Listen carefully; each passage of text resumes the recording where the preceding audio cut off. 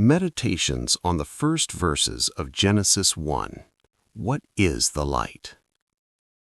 Before there was a sun you could point to, before stars pierced the night sky, there was light. Not light as a lamp or a flame, but light as the first gift that made seeing possible. So the question Genesis quietly asks us is not only how the world began, but how vision itself began. What does it mean for God to say, "Let there be light"? Moses does not write Genesis as a scientist collecting data. He writes as a witness. The tradition tells us he received this account through vision, like Abram in a deep sleep, like John caught up in the Spirit. God does not hand Moses a diagram, he places him there.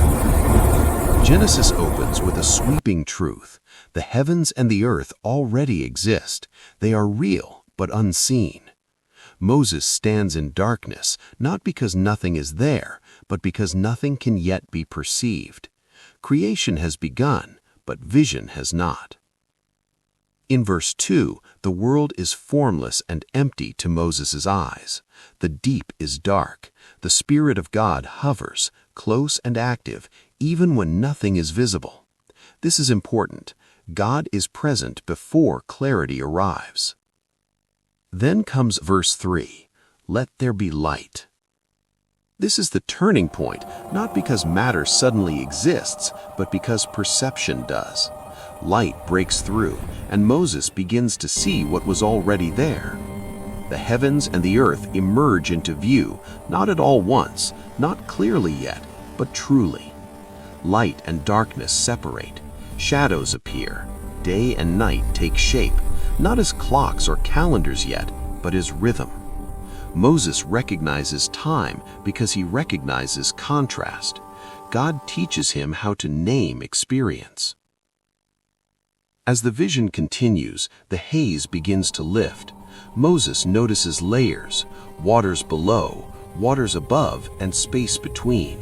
The sky is still heavy, like thick clouds before a storm breaks. Light is present but diffused. The source is hidden. Then land emerges, seas gather, the earth takes form beneath his feet. Water moves, cycles begin, vegetation grows, life responds to light even before the light's source is fully revealed.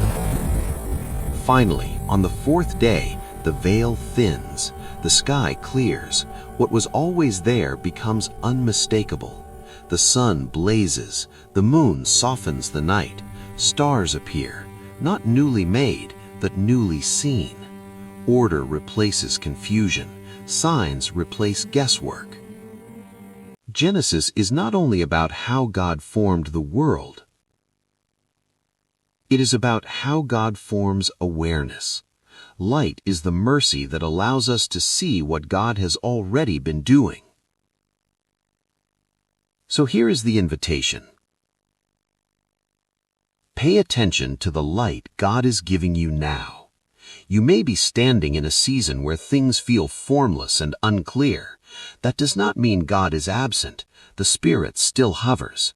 Light may already be present, even if its source feels hidden. Don't rush the sun. Receive the light you have. Let God teach you how to see before demanding to see everything. Tonight, ask yourself, what has God already placed in my life that I am only beginning to notice?